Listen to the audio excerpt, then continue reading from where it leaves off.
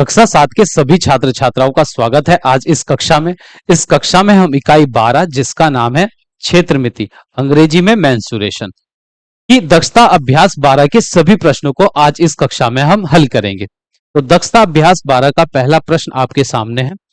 प्रश्न संख्या 1 देखिए, निम्नांकित आकृति 12.32 में छायांकित भाग का क्षेत्रफल ज्ञात कीजिए। तो प्रश्न संख्या 1 में कुछ आकृतियां हमको दी गई हैं, दो आकृतियां दी गई हैं और इन आकृतियों में छायांकित भाग का क्षेत्रफल हमको ज्ञात करना है। तो देखिए पहली वाली जो आकृति है इसमें एक तो बड़ा वाला आयत है, एक ये बड़ा आयत है जिसकी लंबाई दी गई है यहां पर 40, ये दी गई है 40 मीटर और चौड़ाई दी गई है 25 मीटर। और एक इसमें छोटा आयत है, ये छोटा आयत है, छोटा आयत है जिसकी चौड़ाई जो दी गई है यहां पर बीच में जो जगह छुटी हुई है ये चौड़ाई दी गई है 2.5 मीटर। इसको मैं पहले पुस्तक में देख लेता हूं क्या लिखा हुआ है यहां पर, फिर इस प्रश्न को हल करेंगे।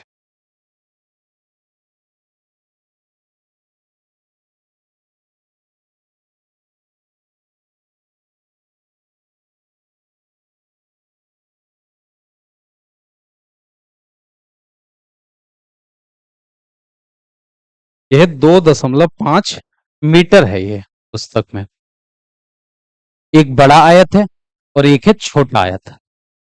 अब हमको इस छायांकित भाग का क्षेत्रफल निकालना है, इस जगह का क्षेत्रफल हमको ज्ञात करना है।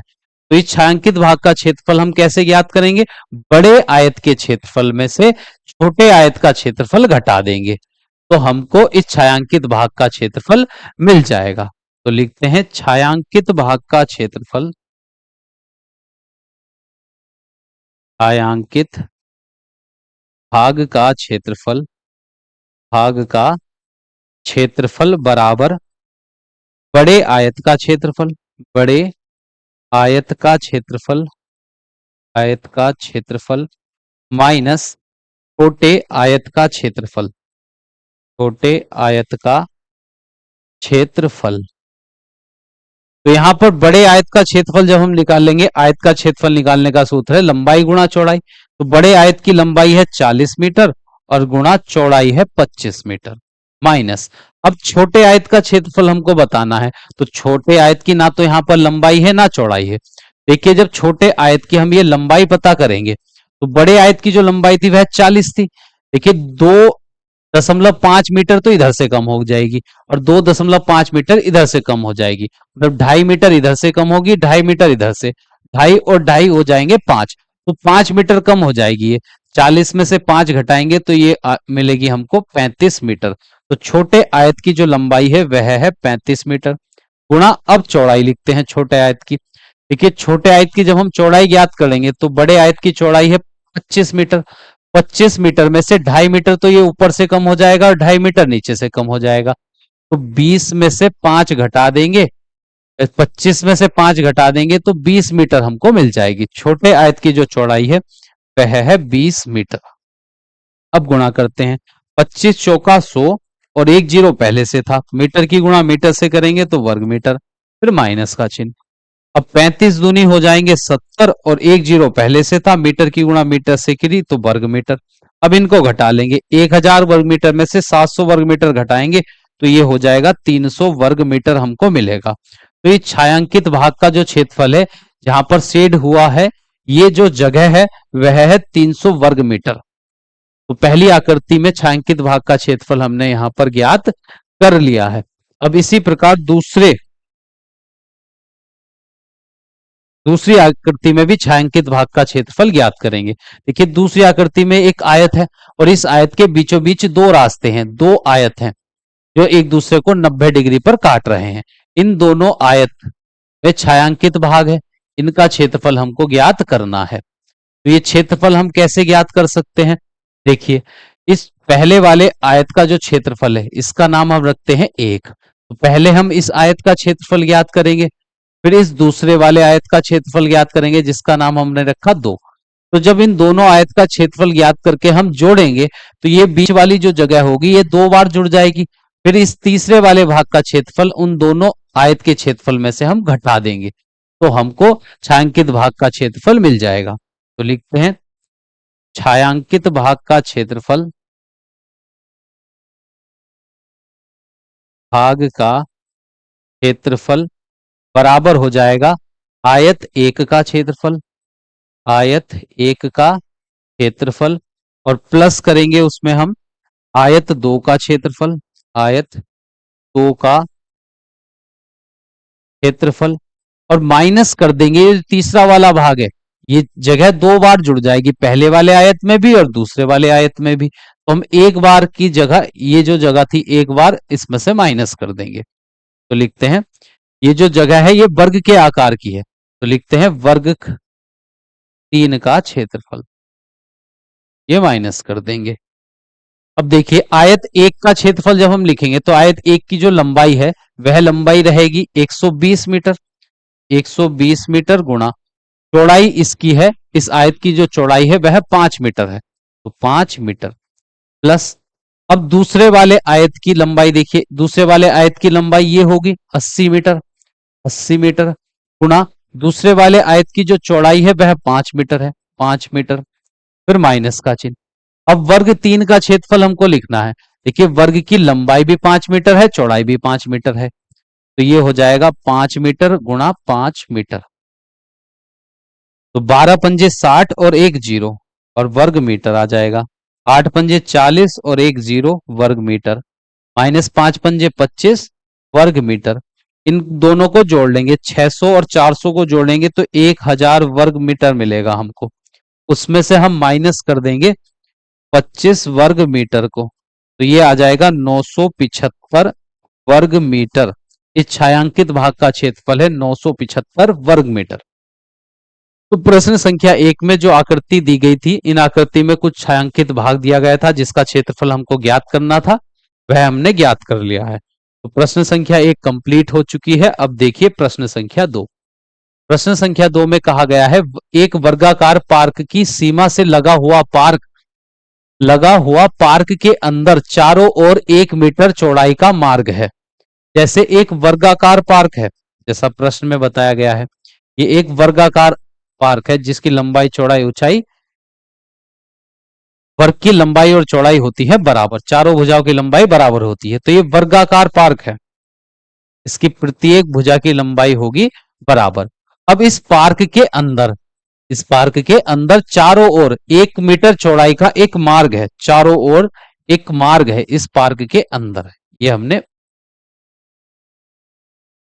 यहां पर ये मार्ग बना दिया है इसके अंदर बराबर चौड़ाई का, और ये चौड़ाई दी गई है 1 मीटर चौड़ाई दी गई है, सभी जगह ये चौड़ाई जो है मार्ग की वह 1 मीटर है, 1 मीटर है, इस पार्क के अंदर है ये 1 मीटर, और पार्क की जो लंबाई दी गई है, पार्क की लंबाई 30 मीटर है, ये पूरी जो लंबाई दी गई है पार्क की वह 30 मीटर दी गई है, 30 मीटर, चारों भुजाओं की लंबाई होगी 30 मीटर, क्योंकि पार्क है वर्ग के आकार का, वर्ग की चारों भुजाओं की लंबाई होती है बराबर। पार्क के शेष भाग में 6 प्रति वर्ग मीटर की दर से घास घास लगवाने का व्यय ज्ञात कीजिए। अब इस पार्क के जो अंदर यहां पर हमको घास लगवानी है, पार्क के अंदर यहां पर रास्ते को छोड़कर, तो इस पार्क के अंदर घास लगवाने का खर्च हमको बताना है, और खर्च प्रति वर्ग मीटर खर्च 6 रुपए है, तो इस पार्क के अंदर यहां घास लगवाने का कितना खर्च होगा ये हमको बताना है। तो पहले हम वह क्षेत्रफल ज्ञात करेंगे जहां पर हमको घास लगवानी है, वह क्षेत्रफल जितने वर्ग मीटर होगा उसकी गुणा 6 से कर देंगे तो हमको कुछ कुल खर्च मिल जाएगा घास लगवाने का। तो जब हम इस वह क्षेत्र ज्ञात करेंगे जहां पर घास हमको लगवानी है, देखिए पूरे पार्क की जो लंबाई है वह 30 मीटर है, जिसमें से अंदर की ओर 1 मीटर, देखिए 1 मीटर का चारों ओर ये 1 मीटर का 1 मीटर चौड़ाई का चारों ओर यहां पर रास्ता है पार्क के अंदर। अब इस रास्ते को छोड़कर बीच वाले भाग में, इस शेष भाग में हमको घास लगवानी है, तो घास वाला जो ये एरिया है ये भी वर्ग के आकार का है, क्योंकि 1 मीटर यहां से कम हो गया, 1 मीटर यहां से कम हो गया, तो जो घास वाला भाग है हमारा, उसकी जो घास वाला जो ये वर्ग है जहां पर हमको घास लगवानी है, उसकी जो लंबाई हो जाएगी, देखिए पूरे पार्क की लंबाई 30 मीटर है, 1 मीटर इधर से घटा देंगे इस मार्ग की चौड़ाई, और 1 मीटर इधर से कम हो जाएगी, तो ये हो जाएगी 30 मीटर में से 2 मीटर कम कर देंगे तो मिलेगी 28 मीटर। तो वह एरिया भी वर्ग के आकार का होगा जहां पर हमको घास लगवानी है, और उस वर्ग की जो लंबाई होगी वह होगी 28 मीटर। तो यहां पर लिखते हैं घास वाले वर्गाकार वर्गाकार पार्क का, घास वाले वर्गाकार पार्क का क्षेत्रफल, पार्क का क्षेत्रफल वह हो जाएगा। अब वर्ग का क्षेत्रफल निकालने का सूत्र होता है भुजा गुणा भुजा, तो भुजा गुणा भुजा। तो जहां पर हमको घास लगवानी है केवल उस पार्क की जो लंबाई है वह कितनी है, उस मैदान की लंबाई है 28 मीटर। और जब इस वाली भुजा को भी आप ज्ञात करेंगे तो पूरे पार्क की लंबाई ये 30 थी, 1 मीटर ऊपर से कम हो गया, 1 मीटर नीचे से कम हो गया, तो ये बच गया केवल 28 मीटर। तो जो मैदान बचेगा जहां पर हमको घास लगवानी है वह भी एक वर्गाकार मैदान बचेगा, उसका क्षेत्रफल हो जाएगा भुजा गुणा भुजा। तो भुजा है 28 मीटर गुणा 28 मीटर। अब दोनों की गुणा कर लेंगे, 28 की गुणा 28 से करेंगे हम तो आ जाएगा, करते हैं 28 की गुणा 28 से, 8 अट्ठे 64 हासिल लगे 6, 8 दूनी 16 और 6 22। फिर 2 से 2 अट्ठे 16 हासिल 1, 2 दूनी 4 और 1 5, तो 4 8 और 7, 784 वर्ग मीटर आ गया है इस घास, जहां पर हमको घास लगवानी है उसका वह जगह कितने वर्ग मीटर है, 784 वर्ग मीटर है। अब कुल खर्च ज्ञात करेंगे, घास लगवाने का कुल खर्च, 1 वर्ग मीटर घास लगवाने का खर्च है 6 रुपए, तो 784 वर्ग मीटर घास लगवाने का जो खर्च होगा वह हो जाएगा 784 गुणा 6। 6 चौक 24 का 4 हासिल 2, 6 अट्ठे 48, 2 50 का 0 हासिल लगे 5, 6 सत्ते 42 और 5 हो जाएंगे 47। तो 4704 रुपए की घास लगेगी उस मैदान के शेष भाग में।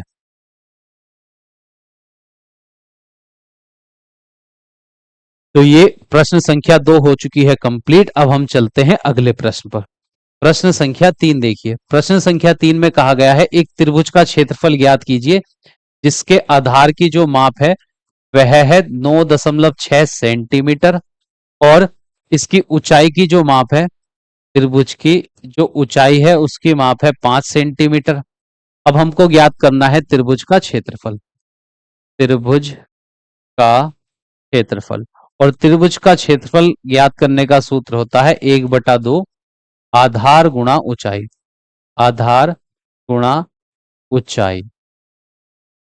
यहां पर 1/2 आधार है 9.6 सेंटीमीटर और गुणा ऊंचाई है 5 सेंटीमीटर। अब हल करते हैं, देखिए अगर दशमलव हटाएंगे तो नीचे 10 हो, एक के पीछे एक जीरो बढ़ा लेंगे नीचे एक लिखकर हर में। अब 2 से देखिए, 2 से ये 46 96 जो था कितनी बार कटेगा, 2 चौक 8 और एक शेष बचकर ये 16 हो जाएगा, 2 अट्ठे 16। फिर इस 5 से अगर 10 को विभाजित करें, 5 दूनी 10। फिर इस 2 से अगर हम 48 को भाग दें तो 2 दूनी 4, 2 चौक 8, तो ये आ जाएगा 24। और सेंटीमीटर की गुणा सेंटीमीटर से करेंगे तो वर्ग सेंटीमीटर। तो इस त्रिभुज का क्षेत्रफल आ गया है 24 वर्ग सेंटीमीटर। अब हम चलते हैं अगले प्रश्न पर। प्रश्न संख्या 4 देखिए, उस त्रिभुज की ऊंचाई ज्ञात कीजिए जिसका क्षेत्रफल 45 वर्ग सेंटीमीटर है और आधार है 15 सेंटीमीटर। देखिए यहां पर त्रिभुज का क्षेत्रफल हमको दिया गया है 45 वर्ग सेंटीमीटर और आधार की माप भी प्रश्न में दी गई है, वह है 15 सेंटीमीटर। अब हमको ज्ञात करनी है त्रिभुज की ऊंचाई। देखिए त्रिभुज की का क्षेत्रफल ज्ञात करने का सूत्र होता है 1/2 आधार गुणा ऊंचाई। तो क्षेत्रफल के नीचे हमने क्षेत्रफल ज्ञात करने का सूत्र लिखा, बराबर के नीचे बराबर का चिन्ह, बराबर में 45 वर्ग सेंटीमीटर। अब ये 1/2 आधार दिया गया है 15 सेंटीमीटर गुणा ऊंचाई हमको ज्ञात करनी है, तो ऊंचाई जैसे लिखा था वैसे ही लिख देंगे, बराबर में 45 वर्ग सेंटीमीटर। अब दो इधर भाग में हो, उधर जाएगा गुणा में, तो ऊंचाई बराबर 45 वर्ग सेंटीमीटर की गुणा हो जाएगी 2 से, और 15 इधर ऊंचाई के गुणा में था, दाहिने पक्ष में जाएगा भाग में, तो 15 सेंटीमीटर। तो 15 तिया होते हैं 45, 1 सेंटीमीटर से सेंटीमीटर कटेगा, 3 की गुणा 2 से करेंगे, 3 दूनी 6 और 1 सेंटीमीटर। तो इस त्रिभुज की जो ऊंचाई है वह है 6 सेंटीमीटर। अब देखिए अगला प्रश्न, प्रश्न संख्या 5, आकृति 12.33 में चतुर्भुज ABCD से घिरे क्षेत्र का क्षेत्रफल ज्ञात कीजिए, जहां जिसमें AC बराबर 48 सेंटीमीटर, विकर्ण AC की जो लंबाई है 48 सेंटीमीटर है, B और F, B से F तक की जो दूरी है 10 सेंटीमीटर है, और D से E तक की जो दूरी है वह 20 सेंटीमीटर है। हमको इस चतुर्भुज का क्षेत्रफल ज्ञात करना है, तो लिखते हैं चतुर्भुज ABCD का क्षेत्रफल। तो चतुर्भुज ABCD का क्षेत्रफल बराबर, अब देखिए इस चतुर्भुज को हम दो भागों में बांट सकते हैं। देखिए एक भाग, एक दो त्रिभुजों में बटा हुआ है इस विकर्ण द्वारा, एक त्रिभुज तो ये हो जाएगा, एक त्रिभुज है ABC, एक त्रिभुज ये, तो पहले हम इस त्रिभुज का क्षेत्रफल निकाल लेंगे। फिर दूसरा त्रिभुज ये है ADC, ADC दूसरा त्रिभुज है, तो दोनों त्रिभुजों के हम क्षेत्रफल ज्ञात करेंगे, दोनों त्रिभुजों की जगह ज्ञात कर लेंगे, फिर दोनों को जोड़ लेंगे तो इस चतुर्भुज का क्षेत्रफल हमको मिल जाएगा। तो लिखते हैं त्रिभुज ABC का क्षेत्रफल, ABC का क्षेत्रफल प्लस त्रिभुज ADC का क्षेत्रफल। अब त्रिभुज का क्षेत्रफल ज्ञात करने का सूत्र होता है 1/2 आधार गुणा ऊंचाई। तो इस त्रिभुज का आधार क्या है, देखिए इस त्रिभुज का आधार है ये विकर्ण AC 48 सेंटीमीटर, और गुणा ऊंचाई है इसकी ये शीर्ष लंब। देखिए शीर्ष से इस भुजा पर, शीर्ष से सम्मुख भुजा पर जो डाला गया लंब है, यही त्रिभुज की ऊंचाई हो जाएगी 10 सेंटीमीटर। 10 सेंटीमीटर गुणा 10 सेंटीमीटर, फिर प्लस का चिन्ह। अब त्रिभुज ADC का क्षेत्रफल निकाल लेंगे, तो 1/2 गुणा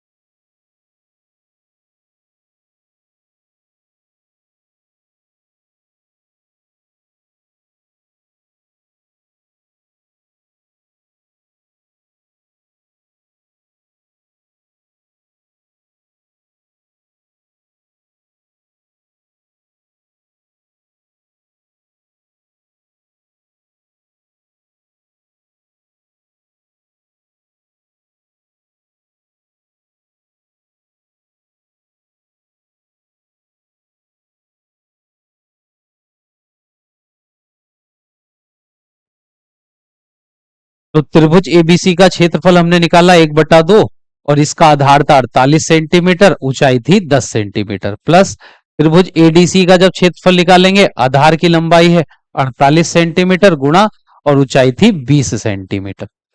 2 से 48 को भाग दी 24, 24 की गुणा 10 से करेंगे 240, 2 से 48 को भाग देंगे 24, 24 की गुणा 20 से करेंगे तो 480, दोनों को जोड़ लिया तो 720 वर्ग सेंटीमीटर। इस त्रिभुज का, इस चतुर्भुज का क्षेत्रफल आ गया है 720 वर्ग सेंटीमीटर। प्रश्न संख्या 5 कंप्लीट हो चुकी है।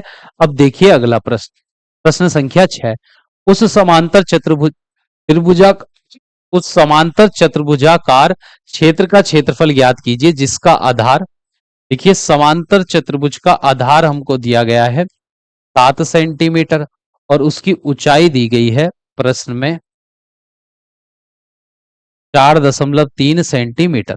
अब हमको समांतर चतुर्भुज का क्षेत्रफल ज्ञात करना है। समांतर चतुर्भुज का क्षेत्रफल, समांतर चतुर्भुज का क्षेत्रफल ज्ञात करने का सूत्र होता है आधार गुणा ऊंचाई, आधार गुणा ऊंचाई।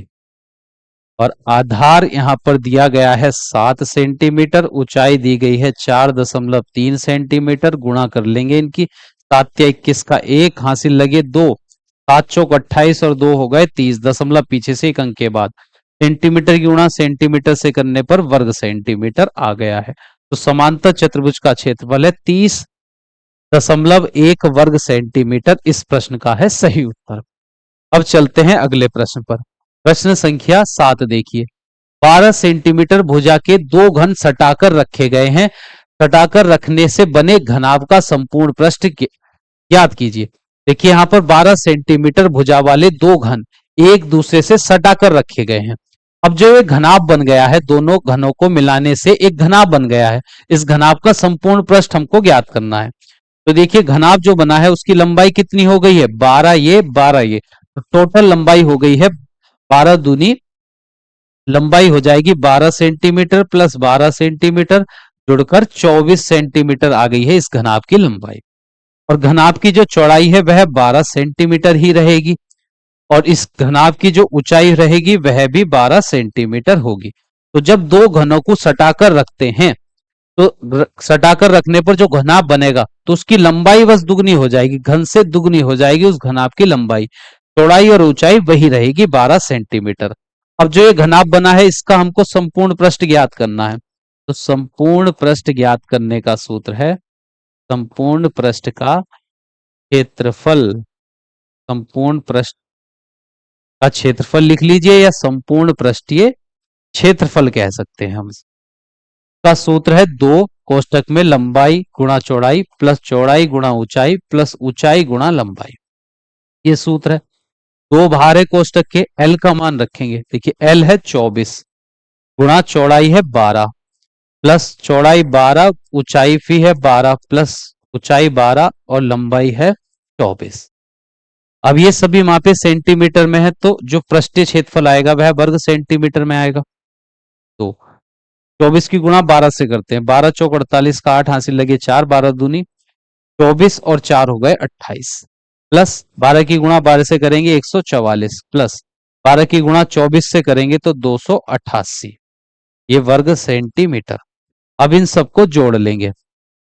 देखिए 8 4 12 और 8 20 का 0 हासिल लगे 2, 8 4 12 और 8 20 और हासिल 2 थे तो 22, फिर हासिल 2 लगे, 2 हासिल और 2 ये हो गए 4 5 और 2 ये 7, 720 वर्ग सेंटीमीटर। उसकी गुणा हम 2 से करेंगे तो 0 2 दूनी 4 2 सत्ते 14, तो ये 1440 वर्ग सेंटीमीटर आ गया है संपूर्ण पृष्ठीय क्षेत्रफल इस घनाभ का। तो प्रश्न संख्या 7 कंप्लीट हो चुकी है, और इसी प्रश्न के साथ दक्षता अभ्यास 12 भी कंप्लीट हो चुकी है, और यह इकाई 12 आज हमने इस क्लास में कंप्लीट हल कर ली है। तो जिन छात्र छात्राओं को यह क्लास अच्छे से समझ में आई है तो वे सभी छात्र छात्राएं इस क्लास का लिंक अपने सभी साथियों के साथ अवश्य शेयर करें। मिलते हैं नेक्स्ट क्लास में नई अभ्यास के प्रश्नों के साथ।